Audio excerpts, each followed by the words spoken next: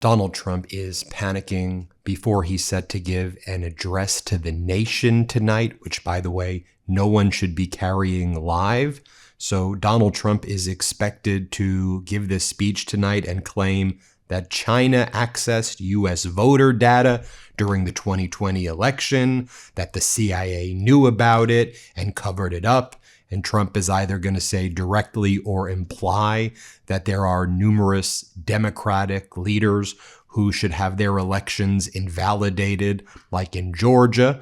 So Donald Trump is apparently going to be giving a speech on that tonight, but at the same time, he is posting photos of himself and Xi Jinping, who he is accusing of being involved in this plot. Of course, Donald Trump ranting and raving like a scared lunatic as we approach the midterms, as he will try to invalidate and steal the midterms to cement his authoritarian power. But he keeps on posting photos of himself and Xi Jinping over and over and over again. Last night, he keeps on posting more photos of him. Now, Donald Trump's entire world is falling apart. The world is falling apart right now.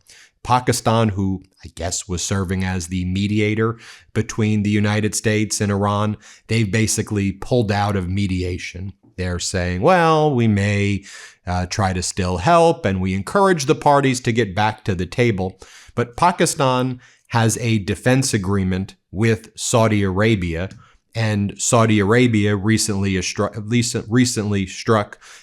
Houthis Air Force base in Yemen. So you have the Houthis, who are Iran aligned, have then targeted Saudi Arabia. We have the leader of the Houthis earlier today saying if there's more Saudi involvement, which there appears there will be, the Houthis intend to strike deeper into Saudi Arabia, into Riyadh. There's a full-scale regional global war taking place right now as a result of Donald Trump's weakness and inability to negotiate and desire to just be a warmonger. And so Pakistan feels that it's being now dragged into this war on the side of Saudi Arabia against Iran, where it can no longer be a neutral mediator.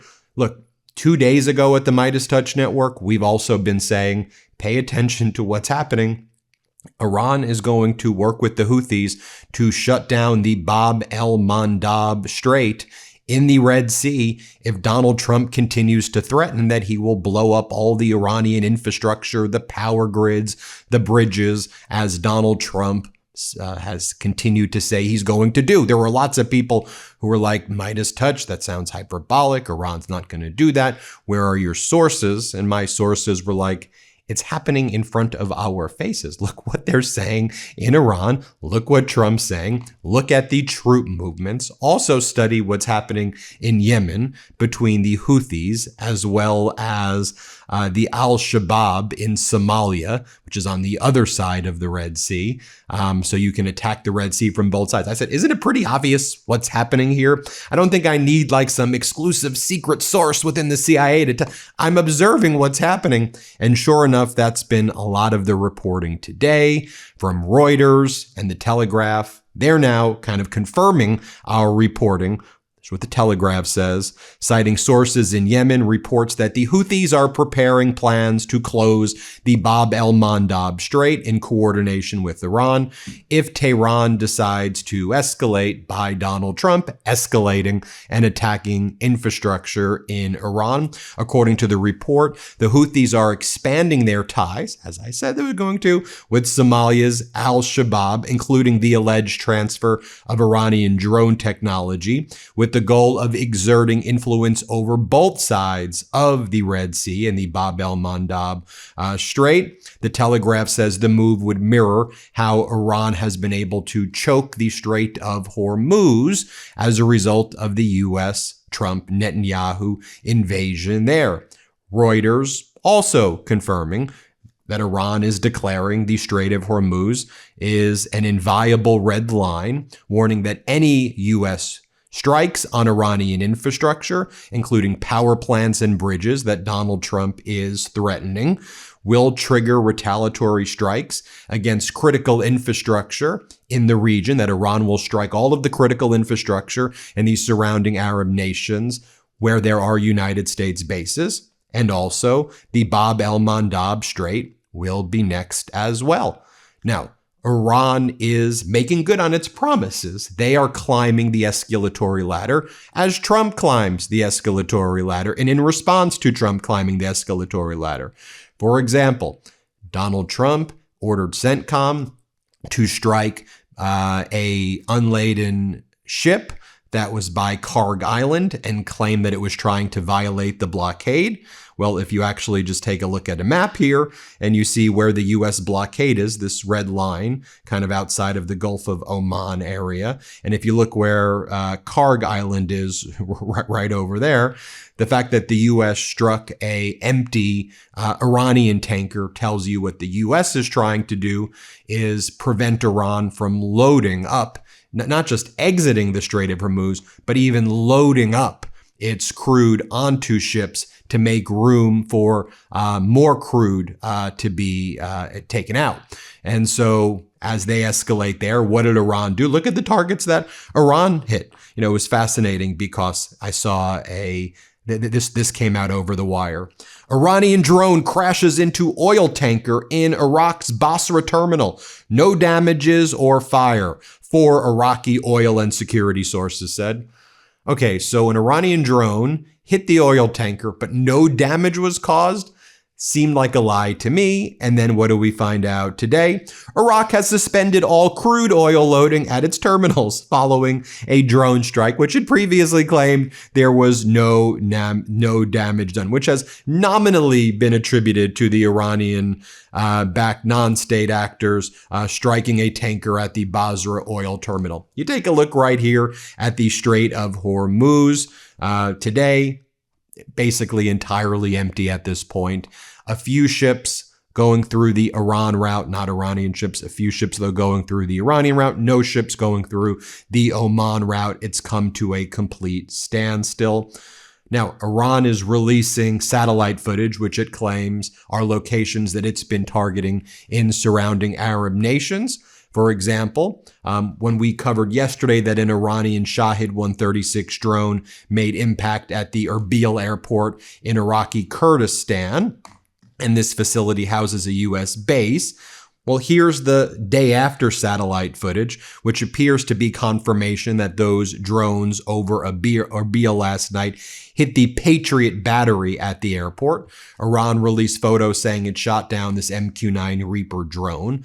Here are satellite images showing Iranian drones striking the roof of the Crown Plaza Hotel in Duqm in Oman. It was a reported targeted assassination attempt, although we don't know the results of who was being targeted and what. In other words, there's a lot of, like, are you hearing about this anywhere on American media at all? Like that this is what's happening? Look, let's be clear. The U.S. is striking Iran very hard. Also, the United States is leaning on countries like the UAE to use their drones to strike Iran hard.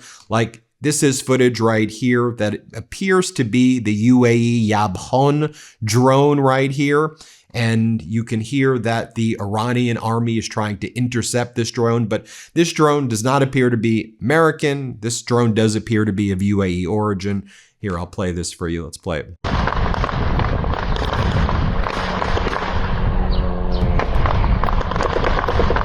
Now, as I noted at the outset of the video, the leader of Yemen's Houthis, Abdul Malik al-Houthi, had said, look, Saudi Arabia attacked the Sana'a airport the other day, so we're going to attack Saudi Arabia. They escalate.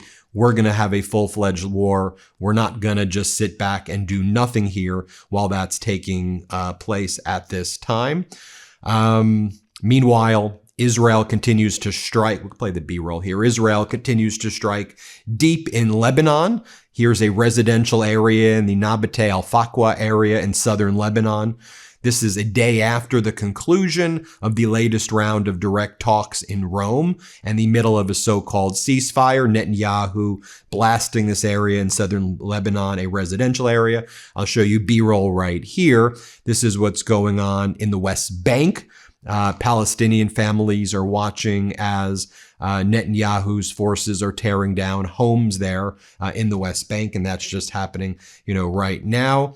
And what Donald Trump wants us all to focus on tonight is he's going to try to overturn the results of the 2020 election. He's going to try to claim, apparently, that Democratic senators aren't duly elected because of Xi Jinping in China, while Donald Trump is posting love photos of himself and Xi Jinping. Here is what Democratic Senator Ossoff said, and lots of people believe that he is one of the people being targeted, by Donald Trump. And obviously, I think Trump is also terrified that Ossoff appears to be, assuming he wins, and there's a Democrat who wins the governor's race in Georgia, Ossoff appears to be having a lot of momentum for a presidential race. Here, play this clip. What do you say to your Republican colleagues who may agree with the president on this? I don't know of Republican colleagues who agree with the president on this. Privately, most elected Republicans in this building think the president has lost it and is dooming them to dismal losses this fall. Thank you all so much for your time. Mike Collins agrees with them, though. Mike Collins agrees with them that the election was stolen. Let's see how Mike Collins handles this now. Mike Collins launched his general election campaign doubling down on 2020 election denialism. Now he not only has to defend doubling health insurance premiums for more than 1 million Georgians, he has to defend these conspiracy theories about the 2020 election that Georgia voters have rejected time and time again. Thank you all so much. Thank you. Thank you. Now, contrast that to what his likely opponent, or one of his likely opponents, J.D. Vance, would be. Now, J.D. Vance says that Joe Biden eating ice cream during Biden's term makes J.D. Vance think about sexual intercourse, and that it was very suggestive the way former President Biden, erotic, if you will, that to J.D. Vance would eat his ice cream. Here, play this clip. The thing I couldn't get over Biden is just bad staff work, man. The way that he ate ice cream. I mean, it's like, we could bring some of this stuff up, but it's like they would get him eating ice cream in the most ridiculous, suggestive way imaginable. And then the rest of this morning, you've had Donald Trump's psycho advisors, like Stephen Miller and others, saying, left-wing terrorism, communism, this is the biggest threat that we're facing. Again, this is what authoritarian regimes do. Here, play this clip. Left-wing terrorism always ends in bloodshed, misery, and suffering. It only can travel in one direction. There's no point at which the left-wing terrorist is satisfied with his gains and ceases progressing. Inevitably, left to run its course, it always becomes a gulag. There you have it, everybody. Let me know what you think. I know we covered a lot there. Hit subscribe. Let's get to 7 million subscribers. And thanks for watching, everybody. WTF America. WTF America. Isn't this whole video make you say WTF? It's the book I just wrote with my brothers. It comes out October. Pre-order it now. The wherever you click the QR code. I never know which way to point. But WTF America, the way out of this hell and back to democracy. Don't you always wake up and go, WTF? WTF. Pre-order it, please. Spend a lot of time. And it's dedicated to you, the Midas Mighty. Thanks, everybody. Breaking news right now, my brothers and I wrote a book. It's called WTF America. And well, doesn't that just say it all? It comes out officially this October, but you can pre-order your copy today. Just scan the QR code or click the link in the description below.